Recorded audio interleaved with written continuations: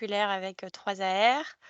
Heu je prends le relais pour ODIS, de ce qu'avait mis en place, notamment David aussi, avec Recita et 3AR et Lorraine qui est peut-être là avec nous. Donc merci à tous d'avoir mis ça en place. Du coup, on va continuer. On a un beau programme, pour cette année.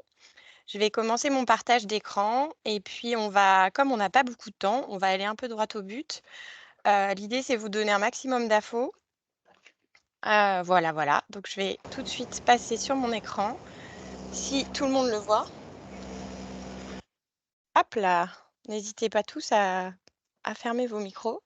Aujourd'hui, on vous dévoile le programme des Midi circulaires en 2024 et on vous parle encore et toujours d'économie circulaire et des bâtiments. Où est-ce qu'on en est? Voilà.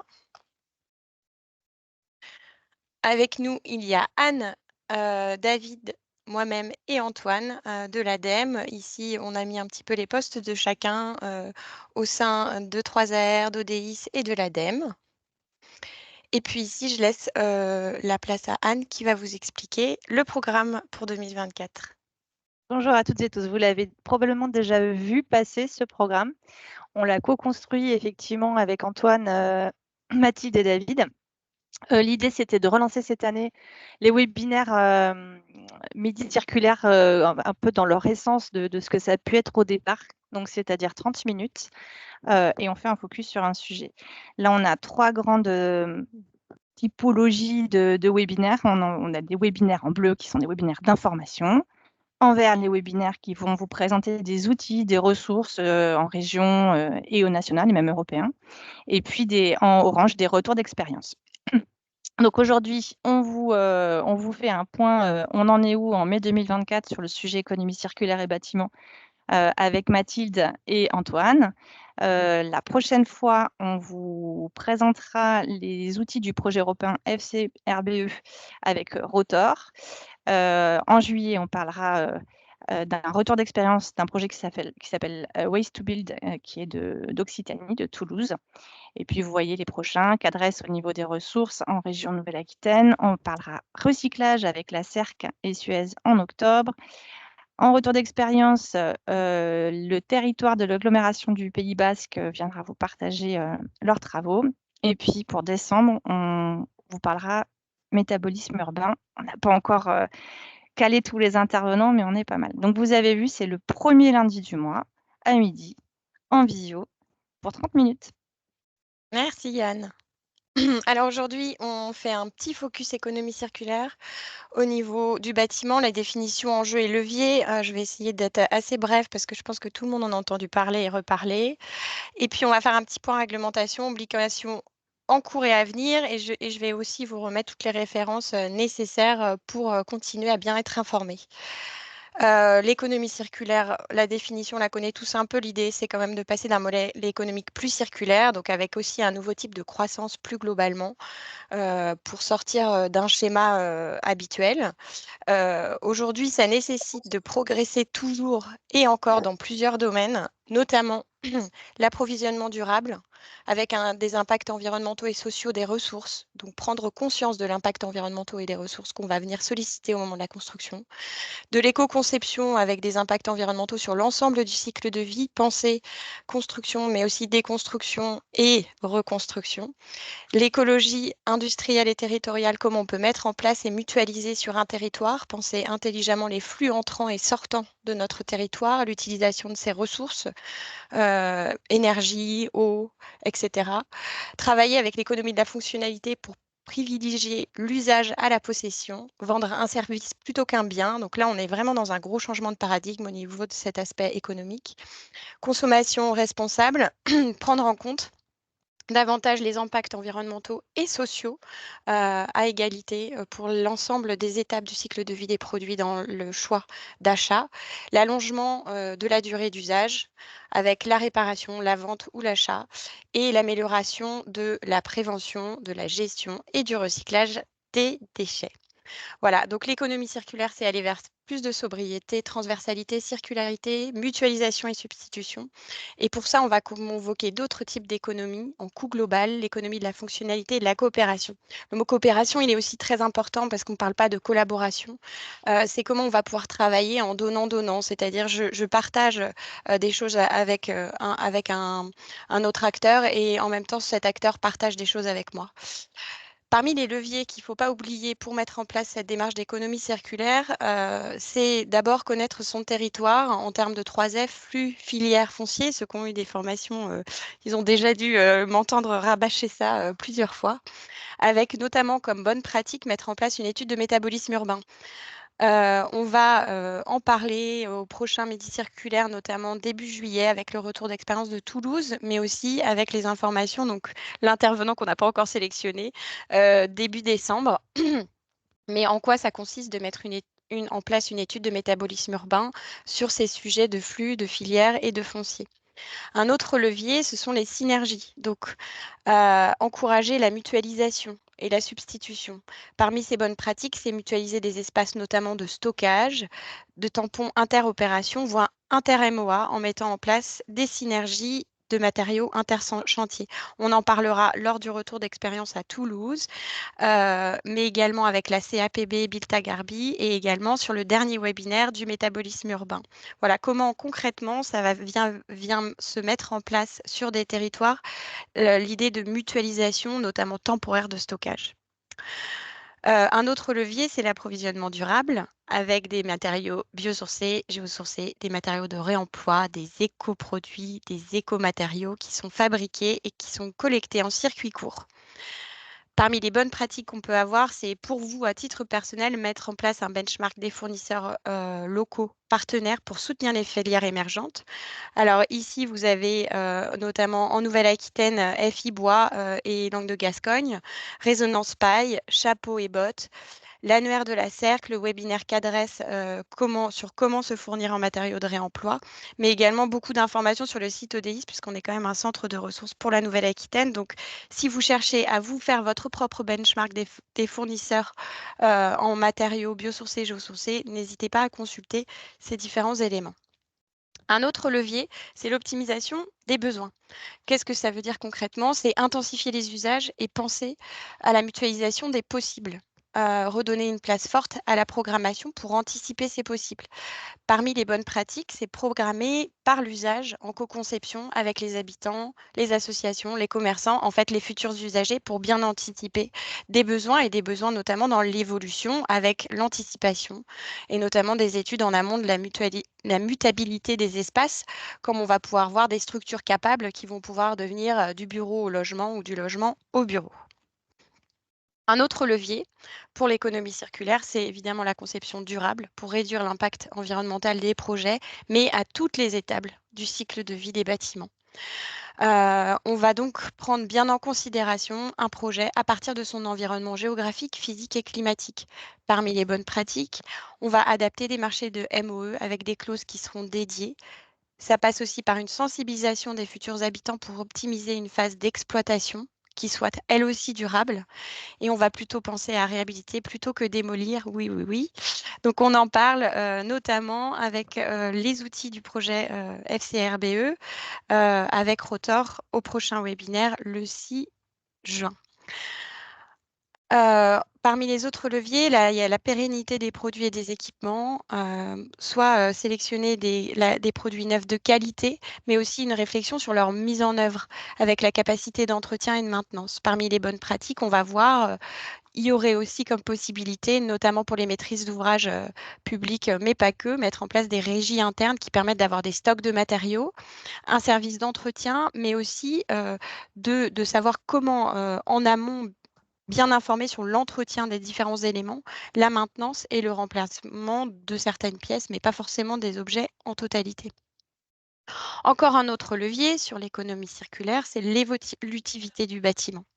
Adopter une conception moins déterministe en amont, avec des constructions qui soient modulaires, démontables, déconstructibles et anticiper les changements d'usage, privilégier des ossature, poteaux-poutres, cloisons amovibles, anticiper des mutations de modèles de ménage multigénérationnels, colocation, etc., prévoir l'évolution climatique.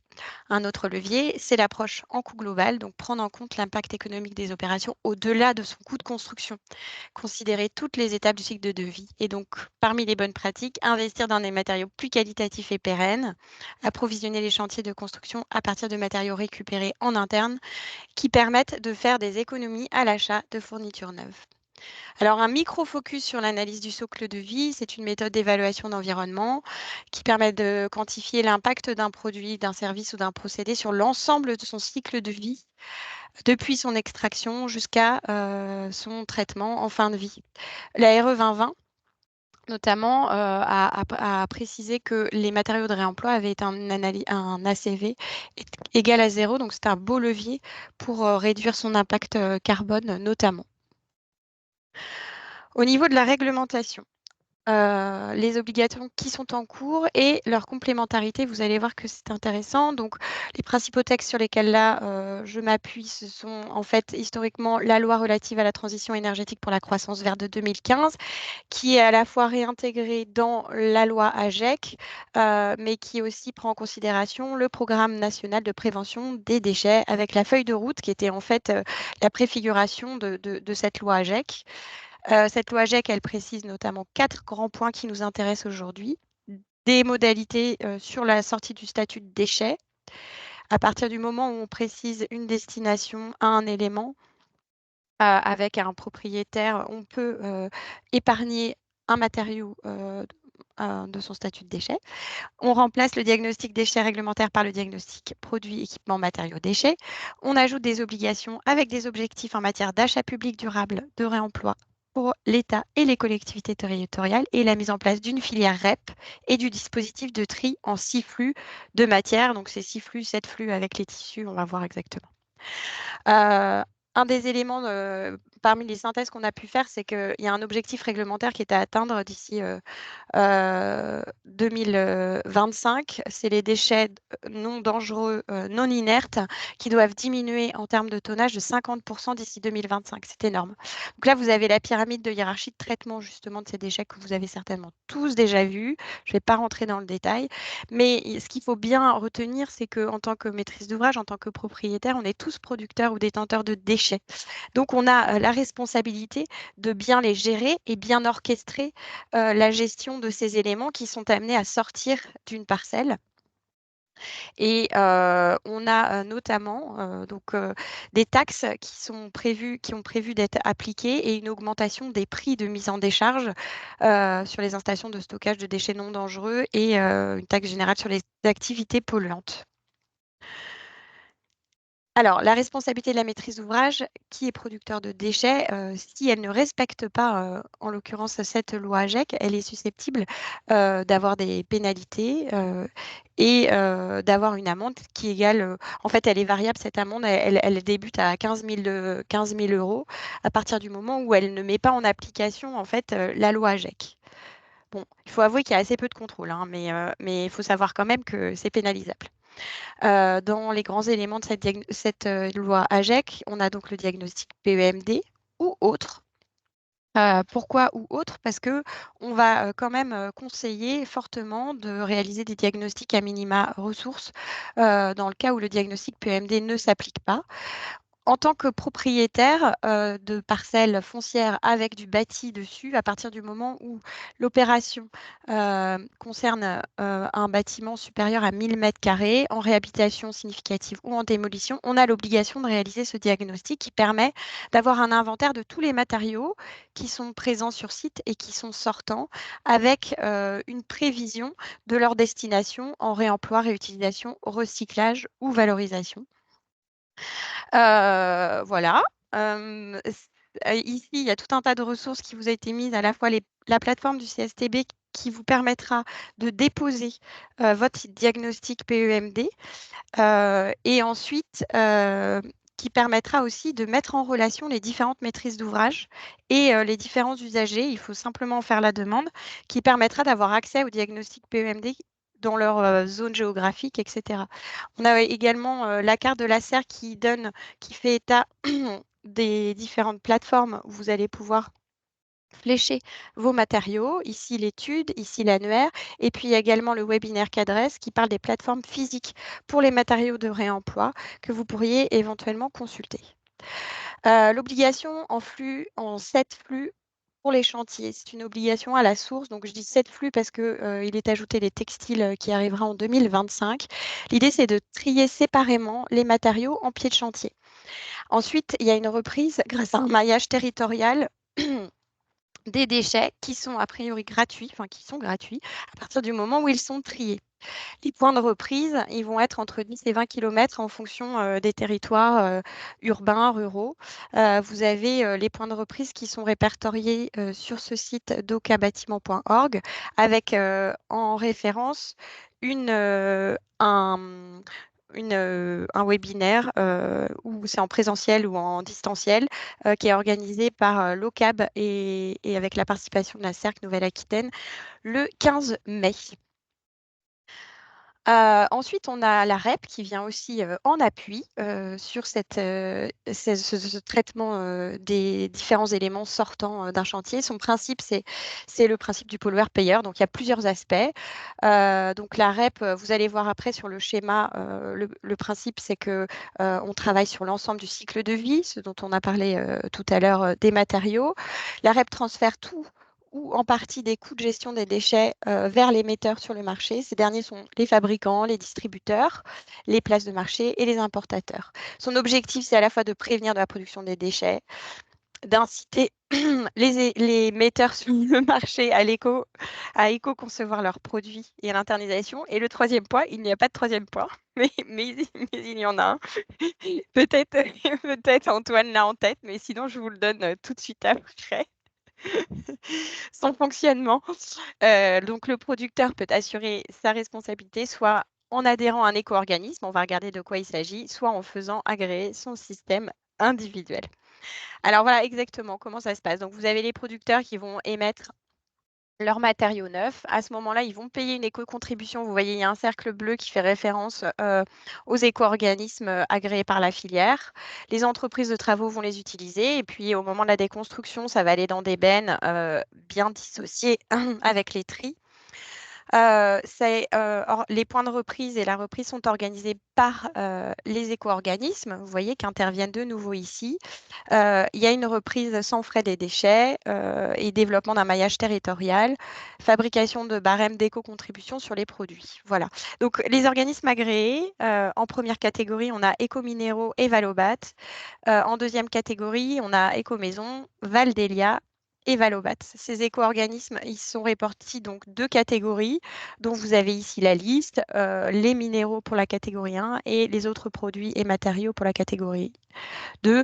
En gros, on est plutôt sur des inertes sur la catégorie 1 et puis ensuite les autres types de produits sur la catégorie 2. Il y a quand même ces éco-organismes, donc côté agréés, ils ont un agrément pour 6 ans. Pardon. Ils ont quand même, donc ils ont été sélectionnés et agréés par l'État.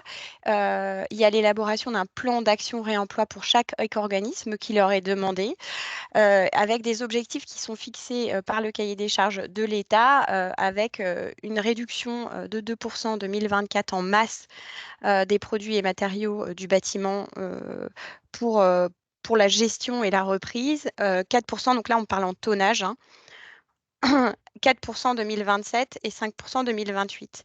Pour ça, il y a la création de zones qui sont dédiées au réemploi. Bon, mais il faut savoir que ces éco-organismes, ils s'appuient beaucoup sur tout ce qui a déjà été fait. Donc, c'est-à-dire des zones qui existent déjà. C'est toute cette collaboration avec l'OCAB aussi pour déterminer où sont ces points de maillage.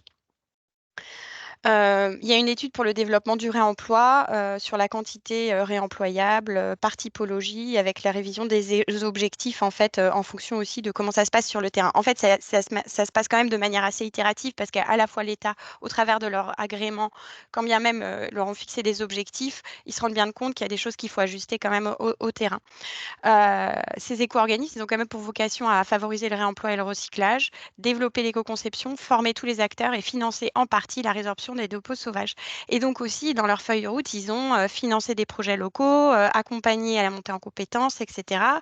Pour ça, récemment, on a réalisé un webinaire où vous allez pouvoir retrouver leur feuille de route et notamment les grands appels à projets à venir auxquels vous pouvez répondre et prétendre pour avoir de l'argent complémentaire pour financer vos projets autour de l'économie circulaire. On peut faire un petit point commande publique. Alors là, c'est un levier qui est évidemment majeur pour le développement et le déploiement de l'économie circulaire pour favoriser des boucles d'économie locale.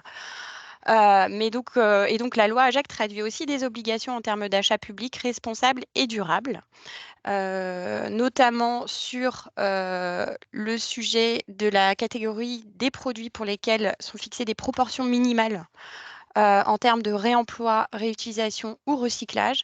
Alors là, j'ai pas tout mis, mais j'ai sélectionné des choses qui nous intéressaient, notamment sur le mobilier et aménagement intérieur, sur le mobilier urbain et sur les bâtiments modulaires et préfabriqués. Voilà.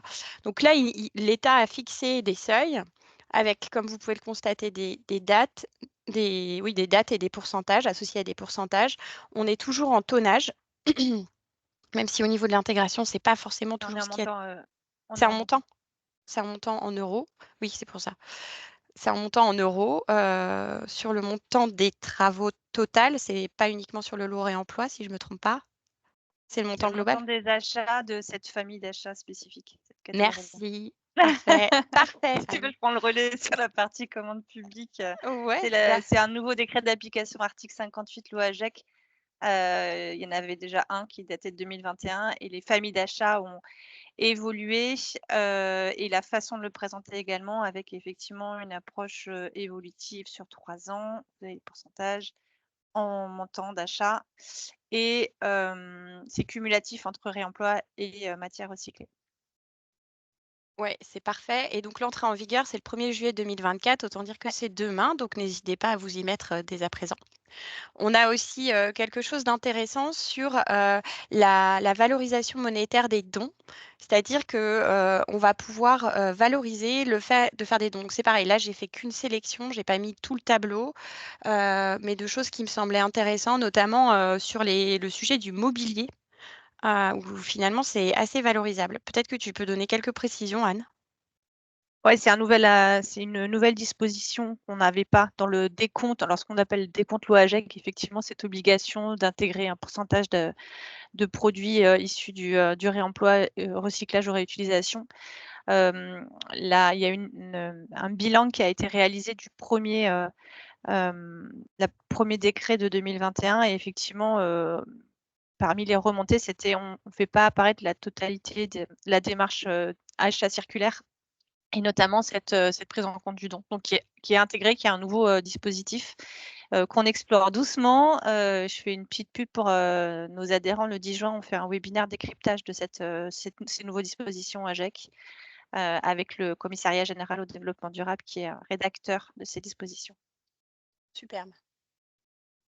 Et on a également, à compter du 1er janvier 2030, bon, c'est pas tout de suite, mais quand même, néanmoins, ça reste intéressant pour montrer à quel point il y a une volonté. Et puis, ça permet aussi d'introduire peut-être avec douceur ces nouvelles pratiques sans atteindre forcément tout de suite les objectifs fixés pour 2030. Mais c'est l'usage de matériaux biosourcés ou bas carbone qui intervient dans au moins 25% des rénovations lourdes et constructions relevant de la commande publique.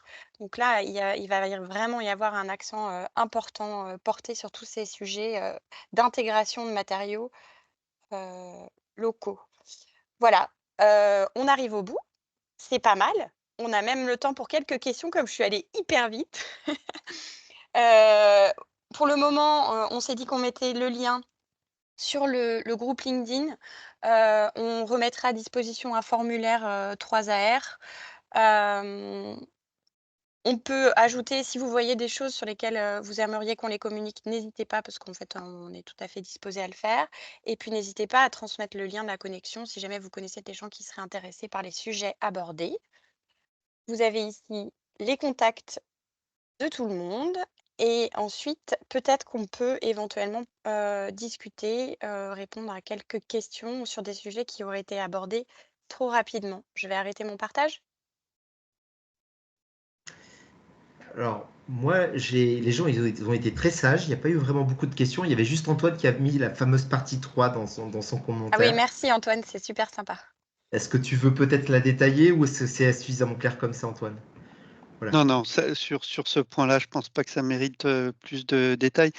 En tout cas, juste dire un petit mot pour dire qu'effectivement, avec ODI C3R, on était content de pouvoir relancer cette dynamique des midis circulaires qui avait bien fonctionné, qui a vocation un petit peu à donner quand même une vision macro sur les différents axes qui viennent alimenter cette thématique économie circulaire bâtiment. Et bon, ce chapeau, cette présentation aujourd'hui permet de refaire le point et de relancer cette dynamique. Et comme vous l'avez vu, vous n'aurez pas toutes les informations à travers les midis circulaires. L'objectif, c'est de vous donner un petit peu de la visibilité cohérente par rapport à plein d'événements que font les différents partenaires de la filière. Un coup, ça sera peut-être la présentation de la plateforme du CSTB qui se fera par ailleurs et donc on vous en fera part et on vous en fera connaissance. Ça ne sera pas nécessairement toujours dans les midis circulaires. Je pense à d'autres acteurs comme Hydre qui a fait des présentations avec le webinaire de présentation des plateformes sur les plateformes de réemploi qu'on a en Nouvelle-Aquitaine et qu'on a développé avec la CERC. Un coup, ça sera un webinaire de ODIs dédié, comme ça a été le cas avec les éco-organismes. Donc l'objectif, c'est vraiment que à travers les midis circulaires, vous ayez un peu cette vision globale et puis qu'on on puisse vous faciliter le fait que vous retrouviez des informations pour aller rechercher des choses plus spécifiques.